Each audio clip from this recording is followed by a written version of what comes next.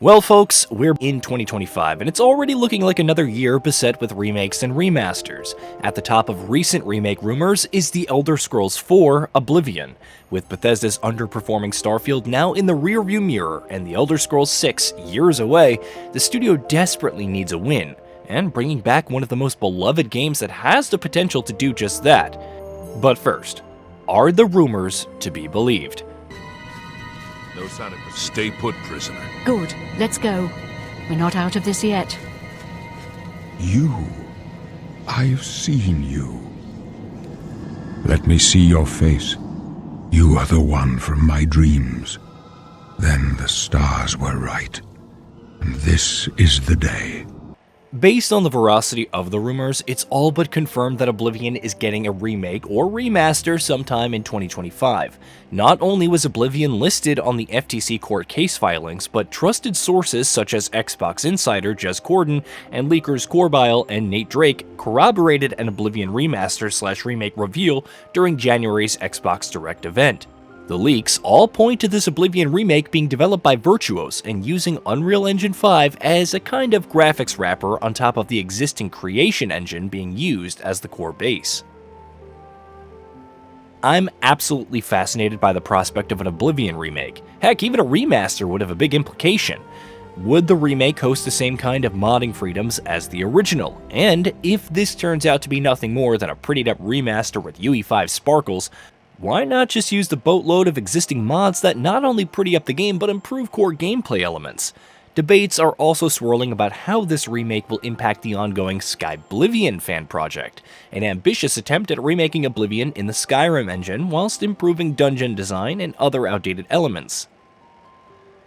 The likely prospect of a remaster poses the question: does Oblivion hold up today? Let's explore what a remake would need to both overhaul and retain to provide the ideal Elder Scrolls 4 experience. But first, the elephant in the room. No, not the potato faces and meme-worthy voice lines, the absolutely awful difficulty scaling. Oblivion features one of the most broken level scaling systems out of any game I'm aware of. The use it to level it system is ubiquitous across the series, but pairing that with enemies that scale to the player's overall level results in a monumental imbalance fraught with flaws. My first journey through Oblivion echoes the experience of many others. After watching the epic opening starring Patrick Stewart as the Emperor and Jeremy Soul's legendary music, I spammed the crouch button to find to my delight that I leveled up. Naturally, I crouch every chance I get after this realization. That is, until I jump to see my acrobatics level up. It doesn't take a rocket scientist to see where this led me. I ended up with acrobatics and sneak levels more than twice as high as my other attributes. I felt like I was on a fast track to outlevel my opponents, since, of course, attribute levels contribute to one's overall level increase. I quickly found myself getting pounded by high-ranking Daedra, kitted with glass armor during the Battle of Kvatch, and with nothing to defend myself but useless acrobatics, stealth, and mercantile attributes. In short, Oblivion gives you the illusion of freedom, when in reality, it punishes you for prioritizing non-combat skills and attributes. An Oblivion remake or remaster needs to address this imbalance level scaling issue in order to exude the kind of quality it needs to succeed. Unless you just use a level scaling mod if the remake supports mods, that is.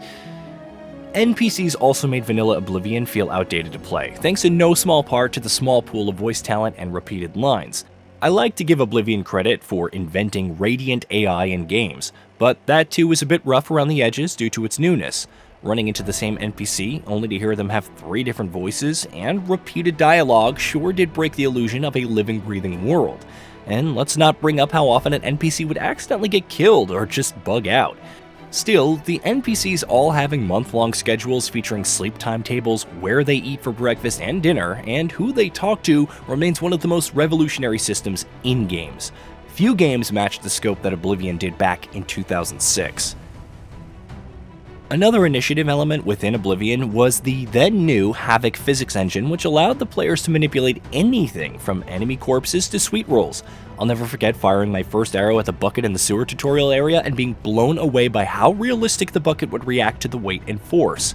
Even today, lots of open-world games lack that kind of visceral physics impact regarding ragdoll effects and manipulation of environmental objects, so this is still an area that can impress with the added bells and whistles of a remake or remaster today. Of course, at the center of any TES game is the open world exploration, and in this, Oblivion did not disappoint. The majestic forests of Cyrodiil provided a good amount of density divided between cities, ruins, dungeons, Oblivion gates, and various other unmarked places of interest. The impressive NPC schedules and quality of questlines helped support Oblivion's open world exploration. Of course, a remake could erase the feeling of sameness that Cyrodiil exhibits by adding more diverse architecture and variations in environmental terrain to differentiate the ubiquitous oak tree forests. Like the samey outdoor environments, dungeons in Oblivion lacked curated design and personality. Every dungeon feels more or less the same, with a randomized scattering of assets and traps and no shortcut back to the entrance, making the trek even more annoying. This is one area that Sky Oblivion is successfully remedying with handcrafted dungeons featuring unique layouts and traps, something we hope the remake or remaster can attempt to fix as well. Combat usually spices up a dull dungeon, but in Oblivion's case, like other Elder Scrolls titles, fighting in Oblivion feels weightless and rather tepid. Your melee consists of a basic 1-2 swing, heavy attack, and block. Magic is more interesting, but still rather simple and lacking in viscerality. A remake could add combo attacks unique to each weapon type, or at least some better sound effects and viscerality. By contrast, the questlines in Oblivion are regarded as some of the most interesting and satisfying in the series. The Dark Brotherhood and Shivering Isles questlines are particularly noteworthy, but the game's main quest is unusually great as well. I say unusually because the Elder Scrolls have a well-earned reputation for its throwaway main storylines. Oblivion's main quest features the voice talent of Sean Bean as Brother Martin, the rightful heir to the recently murdered Uriel Septim. Your interactions with Martin are well written and, perhaps more importantly, serve to highlight him as the main hero of the story and not your character.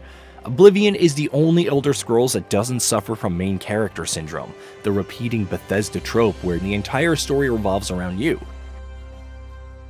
Helping establish an heir to the empty throne is rather satisfying in Oblivion, and the spectacle of the set pieces, like the Daedric Prince stomping around the Imperial City, is too awesome to ignore here. Best of all, you can permanently shut down all of the Oblivion gates when finishing the main quests, and what better reward is there than that? Oblivion still has its charms today, with a revolutionary AI schedule system, a beautiful open world, and some great quests to invest in. Even with its legacy and memeability, Oblivion can be difficult to return to in its vanilla state. Janky combat and a frustratingly unbalanced level scaling system understandably steered some gamers clear of the game today. There's plenty of mods out there that improve aspects of gameplay and graphics, so the question arises, why remake it all these years later? Well, there's clearly still a lot of demand for an Oblivion remake, as seen by the support that Sky Oblivion has received throughout the years. How this Oblivion remake will compete with Sky Oblivion remains to be seen, and just what it'll add or improve is just as much a mystery. We'll have to wait until the Xbox Direct to see if it leans more towards a full-on remake or a lightly brushed-up remaster.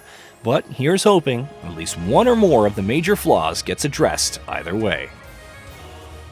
Hey, did you know that we at GamingBolt upload new videos every day? Stick around, drop a like, subscribe, and hit that bell. And let us know what kind of content you'd like to see in the future with a comment below.